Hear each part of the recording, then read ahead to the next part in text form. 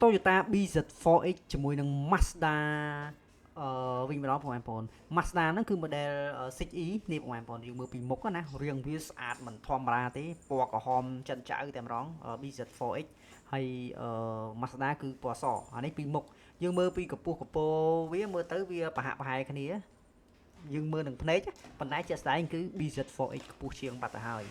អាហ្នឹងខាងមុខបើយើងមើលពីខាងក្រោយវិញម្ដងយើងប្រៀបធៀបពីគូតក្រោយបងប្អូននេះគូតក្រោយគឺឃើញថា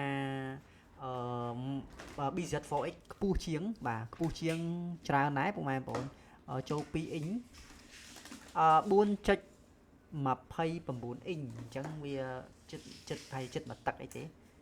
មិនច្រើនប្រហែលទេកម្ពស់ពីក្រោយណាយើងមើលពីចំហៀងវិញម្ដងបងប្អូនចំហៀង BZ រៀងខ្លីជាងប៉ុន្តែសម្រាប់ខ្ញុំស្រឡាញ់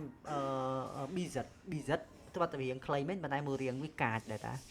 រៀងវាកាចណាយើងដាក់ពីគូតក្រោយស្មើគ្នាវិញនេះពេលដែលយើងទាញយកគូតក្រោយមកដាក់ឲ្យស្មើគ្នាក្បាលរបស់ Mazda គឺវែងជាងវាលយទៅមុខណានេះវាលយបានប្រហែលជាចិត្តមួយឆ្អាមដែរកម្រិតខុសត្រូវគ្នាប៉ុណ្នេះដូចជាមិនប្រមាណទេក្នុងការដាក់អីវ៉ាន់ប៉ុន្តែវាអាចទលាជាងបន្តិចដែរឥឡូវខ្ញុំទាញពីមុខដាក់ឲ្យស្មើវិញយើងមើលពីខាងក្រោយនេះបងប្អូនខាងក្រោយរបស់ Mazda វារៀងវែងជាងនេះឥឡូវខ្ញុំទាញ Mazda ពីមកដាក់ពីមុខវិញណាងាយស្រួលមើលកម្ពស់របស់ BZ វារៀងខ្ពស់ជាងតាំងពីក្បាលមុខរហូតដល់គូតក្រោយអញ្ចឹងបើនិយាយពីកម្ពស់គឺវារៀងទលាយជាងហើយប៉ុន្តែបើយើងធៀបពីប្រវែងគឺប្រវែងរបស់ Mazda វែងជាងណាបើខ្ញុំដាក់វាឲ្យស្មើវិញដើម្បីយើងមើលធៀបវាណាយើងទាញវាអាកដាផ្ទៃអាកដាវាឲ្យស្មើគ្នាឃើញរូបរាងបែបនេះអានេះដោយសារតែ Mazda EZ នៅពីមុខវាវែងជាងឥឡូវខ្ញុំទាញ Mazda ទៅពីក្រោយវិញទៅពីក្រោយយើងនឹងឃើញរូបរាងដ៏ពេញលេញរបស់ BZ អញ្ចឹង Toyota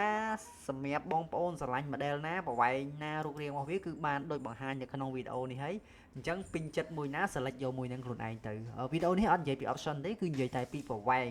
បណ្ដោយប្រវែងទទឹងនិងកម្ពស់តែប៉ុណ្្នឹងទេហើយរូបរាងវាមើលពីមុខមើលពីក្រោយមើលពីឆ្វេងមើលពីស្ដាំមើលពីចំហៀងអត់បានមើលពីបាតក្រោមទេអរគុណច្រើន